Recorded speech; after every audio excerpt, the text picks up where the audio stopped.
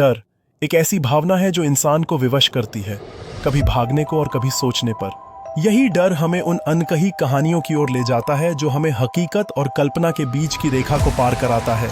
आज की कहानी चांदनीपुर की एक पुरानी हवेली की है, जो एक रहस्य के रूप में गांव वालों के मन में बसी हुई है।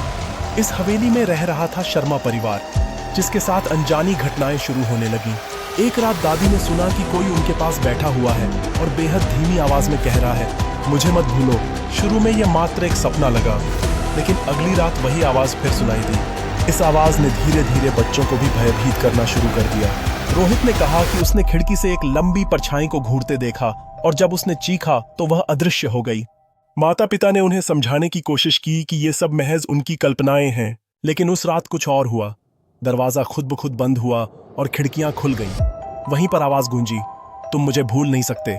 इस घटना ने परिवार को सन्न कर दिया और वे समझ गए कि कुछ अनजान शक्तियां उनके आसपास हैं। पंडित बुलाए गए और पूजा पाठ कराई गई, लेकिन शांति कुछ ही दिन तक रही।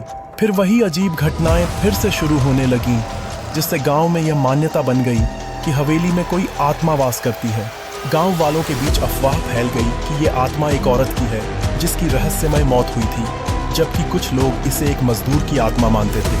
गांव वालों ने हवेली से अजीब आवाजें सुनने का दावा किया, जबकि मेहमानों ने शिकायत की कि रात में कोई उनके बिस्तर से चादर खींचता है। शर्मा परिवार डर के मारे घर छोड़ना चाहता था, लेकिन दादी ने कहा कि यह घर उनके आत्मीयता से जुड़ा है।